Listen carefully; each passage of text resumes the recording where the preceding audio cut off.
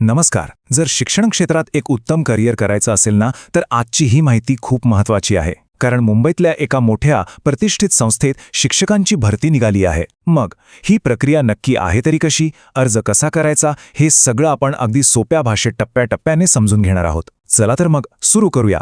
सगळ्यात आधी आकडा पाहूया. एकूण जागा आहेत 43. हो, बरोबर ऐकलं. तब्बल 43 जागांसाठी ही भरती आहे. म्हणजे संधी किती मोठी आहे याचा अंदाज आलाच असेल. आणि ही भरती कुठे आहे?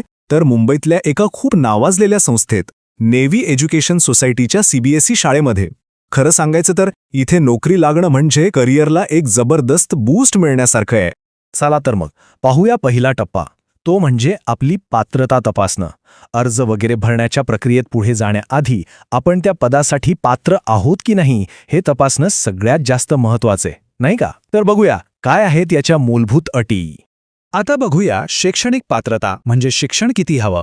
पीजीटी, टीजीटी आणि पीआरटी म्हणजे post graduate teacher, train graduate teacher आणि प्रायमरी टीचर. या तिन्ही पदांसाठी एक गोष्ट कॉमन आहे, ती म्हणजे पदवीला कमीत कमी 55% गुण हवेत आणि बीएडमध्ये किमान 50% गुण असणं बंधनकारक आहे. हे आकडे लक्षात ठेवा, 55 आणि 50%. आणि हो, इथे एक अत्यंत महत्त्वाचा नियम आहे रेग्युलर कोर्सचा. याचा सरळ अर्थ असा आहे की डिग्री डिस्टन्स एज्युकेशनने केलेली नसावी, ती एखाद्या मान्यताप्राप्त संस्थेतून रेग्युलर कॉलेज करूनच पूर्ण केलेली पाहिजे. ही अट खूप महत्त्वाची आहे, नाहीतर अर्ज सरळ बाद होऊ शकतो. त्यामुळे हे नक्की तपासा. बरं, शिक्षणाशिवाय अजून काही गोष्टी आहेत ज्या सगळ्यांसाठी लागू आहेत. वय 1 जुलै 2026 रोजी वय 21 ते 50 वर्षांच्या आत असायला हवं. यासोबतच इंग्रजी बोलण्याचं कौशल्य एकदम उत्तम हवं. संगणक आणि मायक्रोसॉफ्ट ऑफिसचं ज्ञानही आवश्यक आहे. आणि हो, शारीरिक आणि वैद्यकीय दृष्ट्या तंदुरुस्त असणं तर आलंच. ठीक आहे, तर पात्रता जुळतीये. मग आता येतो दुसरा टप्पा, तो म्हणजे अर्ज तयार करणं. आता प्रत्यक्ष अर्ज भरण्याची आणि कागदपत्र गोळा करण्याची वेळ आलीये. चला बघूया काय काय लागतंय आणि ते कसं तयार करायचं. ही प्रोसेस अगदी सोपी आहे. फक्त 4 पायऱ्या आहेत. पहिलं, शाळेच्या वेबसाईटवरून फॉर्म डाउनलोड करा. दुसरं, त्यातली सगळी माहिती अगदी बरोबर भरा. तिसरं, लागणारी सगळी कागदपत्र गोळा करा. आणि चौथं, हे सगळ्यात महत्त्वाचं आहे, प्रत्येक डॉक्युमेंटच्या कॉपीवर स्वतःची सही करा, ज्याला आपण सेल्फ टेस्ट म्हणतो. हे करायला अजिबात विसरू नका, नाहीतर अर्ज अपूर्ण समजला जाईल.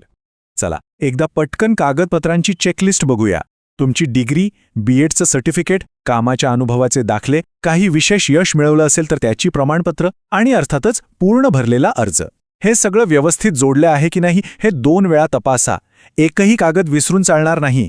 आता येतो तिसरा आणि सगळ्यात जास्त महत्त्वाचा टप्पा, अर्ज पाठवणं.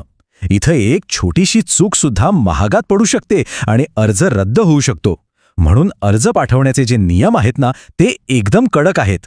त्यामुळे इकडे जरा नीट लक्ष द्या. बघा, हे खूप महत्त्वाचं आहे. अर्ज पाठवण्यासाठी फक्त आणि फक्त 2च मार्ग आहेत. एक म्हणजे रजिस्टर्ड पोस्ट आणि दुसरं म्हणजे स्पीड पोस्ट. बाकी कुठलाही पर्याय नाही.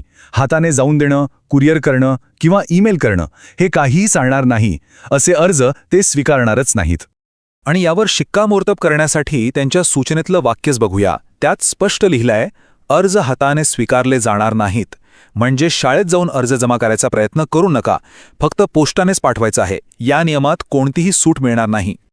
आणि ही तारीख, ही तर अजिबात विसरू नका. 15 एप्रिल 2026 ही अर्ज पाठवण्याची नाही, तर अर्ज तिथे पोचण्याची शेवटची तारीख आहे. त्यामुळे आत्ताच तुमच्या कॅलेंडरमध्ये किंवा मोबाईलमध्ये ही तारीख सेव्ह करून ठेवा. यानंतर आलेला एकही अर्ज ते बघणार नाहीत. ठीक आहे, अर्ज तर पाठवला, पण मग पुढे काय? आता आपण बघूया चौथा टप्पा, म्हणजे परीक्षेपर्यंतचा पूर्ण प्रवास कसा असणार आहे. त्यासाठीच्या महत्त्वाच्या तारखा काय आहेत ते समजून घेऊ. ही टाईमलाईन बघितली की सगळा पिक्चर क्लिअर होईल. 15 एप्रिलला अर्ज पोचण्याची शेवटची तारीख आहे. त्यानंतर बरोबर 1 महिन्याने म्हणजे 16 मे रोजी लेखी परीक्षेसाठी कोण पात्र ठरलंय याची यादी लागेल. मग 23 मे रोजी कॉमन लेखी परीक्षा होईल आणि त्याच्या एका आठवड्यानंतर 30 मे रोजी मुलाखतीसाठी निवडलेल्या उमेदवारांची यादी जाहीर होईल. सगळं कसं ठरलेलं आहे बघा.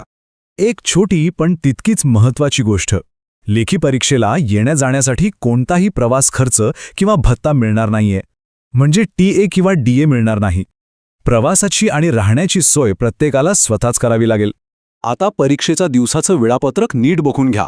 बघा, PGT आणि BBT पदांसाठी सकाळी 8:30ला रिपोर्टिंग आहे आणि 9 वाजता परीक्षा सुरू होईल. TGT पदांसाठी 11 वाजता रिपोर्टिंग आणि 11:30ला परीक्षा. आणि PRT व इतर पदांसाठी दुपारी 2ला रिपोर्टिंग आणि 2:30 वाजता परीक्षा सुरू होईल. लक्षात ठेवा, रिपोर्टिंगच्या वेळेतच पोहोचणं गरजेचं आहे. चला, आता आपण शेवटच्या टप्प्यात आलो आहोत. अर्ज पोस्टात टाकण्यापूर्वी काही गोष्टी पुन्हा एकदा तपासून घेऊया, म्हणजे ऐनवेळी काही गडबड नको. हे मुद्दे अगदी लक्षात ठेवा. 1. अर्जावरचा ईमेल ID आणि मोबाईल नंबर दोनदा तपासा, कारण सगळा संपर्क त्यावरच होणार आहे. 2. अपूर्ण किंवा उशिरा आलेले अर्ज थेट रद्द केले जातील. 3. पोस्टामुळे उशीर झाला तर त्याला शाळा जबाबदार राहणार नाही, म्हणून अर्ज लवकर पाठवा. आणि 4. सगळ्या अपडेट्ससाठी म्हणजे याद्या वगैरेसाठी शाळेची वेबसाईट नियमितपणे तपासत राहा. आणि हो, अशाच नोकरीच्या संधींबद्दल आणि करिअरबद्दल अधिक माहिती हवी असेल तर जॉब महागुरू या YouTube चॅनलला नक्की सबस्क्राईब करा. तिथे तुम्हाला नेहमी नवीन अपडेट्स मिळत राहतील. तर ही होती अर्ज करण्याची सगळी माहिती, अगदी सुरुवातीपासून ते शेवटपर्यंत. आता सगळं काही स्पष्ट झालं असेल. मग विचार करा, एक परिपूर्ण अर्ज तयार करण्यासाठी आपली पहिली पायरी कोणती असणार आहे?